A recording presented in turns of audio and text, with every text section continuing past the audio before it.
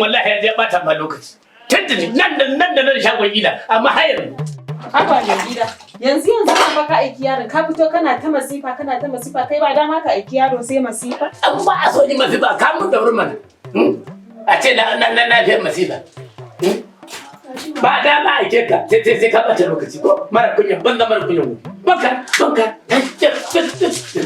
Ni da iya shege. Ni da iya shege. Haba. Yawa. Wallahi na fara jin dama. Haba.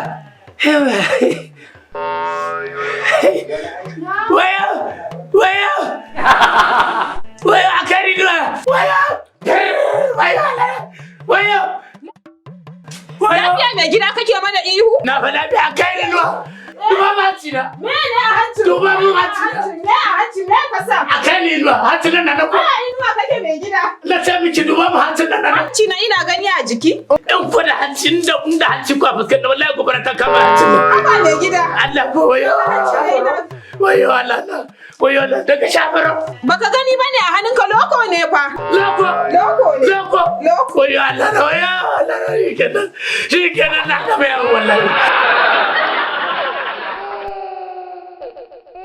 Jama'a masu kallon mu assalamu alaikum. Sunana Musa Abubakar dan Kano daga Simple Media Concept. Muna ƙara gayyatar 'yan uwa da abokan arziki da ku subscribing wannan channel namu na Simple Media Concept TV a YouTube domin muna da shirye-shirye masu ƙayatarwa irin na su barkwanci da sauransu. Sannan akwai daɗaɗɗun waƙoƙi na soyayya da muke shirya domin jin daɗin masu kallon mu.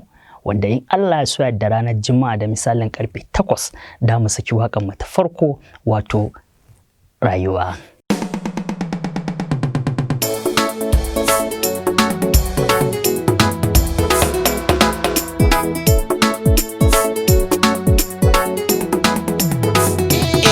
Rayuwa ke cike ba ta gamsuwa.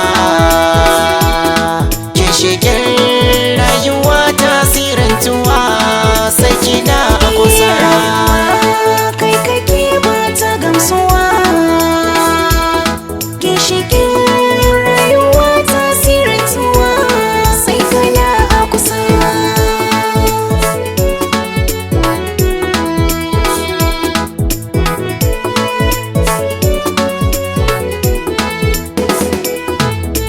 Na riki soyayya da gaskiya a zuciya na adana ta. Ku ci gaba da kasancewa da mu a kullum domin wannan muna yi ne domin nishaɗantar da masoyanmu maza da mata. Mun gode.